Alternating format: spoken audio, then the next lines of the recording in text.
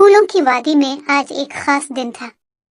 यहाँ खूबसूरत परियां अपनी चमकदार परों के साथ हवा में उड़ती थी और वादी को खुशियों से भर देती थी। आज वादी की सबसे खास परी एला की सालगिरह थी। एला की बेहतरीन दोस्त सोफी अभी बहुत खुश थी और वो चाहती थी कि अपनी दोस्त को एक खास तोहफा दे। सोफी जानती थी कि एला को समंदर के मोती बहुत पसंद हैं।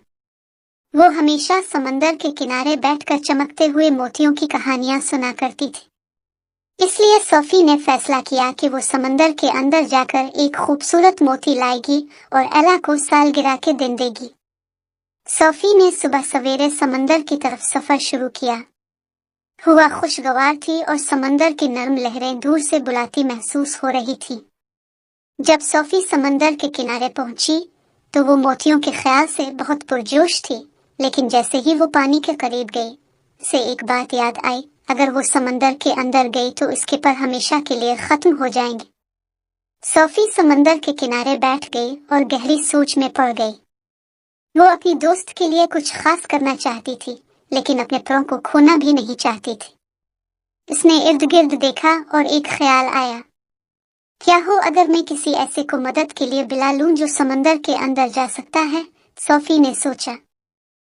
अचानक पानी की सतह पर एक खूबसूरत मछली जाहिर हुई।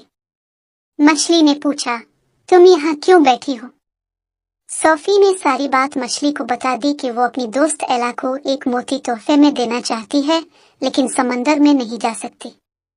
मछली मुस्कुराई और कहा, मैं तुम्हारी मदद कर सकती हूँ। मैं समंदर के गहराई में जाकर तुम्हारे लिए सबसे खूबसूरत मोती ले आऊंगी। सोफी खुश हो गई और मछली को शुक्रिया कहा। मछली ने पानी में गोता लगाया और थोड़ी देर बाद एक चमकता हुआ मोती लेकर आई।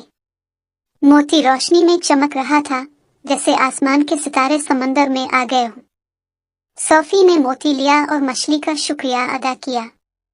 वो खुशी खुशी वादी की तरफ वापस चली गई, दिल में ये ख्याल लिया कि एला इस तोहफे को देखकर कितनी खुश होगी। जब सोफी वादी पहुंची तो उसने एला को हैरत का तोहफा पेश किया। एला की आंखें खुशी से चमक उठी और वो मोती को देखकर बहुत खुश हुई। इस दिन दोनों दोस्तों ने एक दूसरे के साथ खूबसूरत यादें बनाई और ये सालगिरह एला के लिए हमेशा यादगार रही।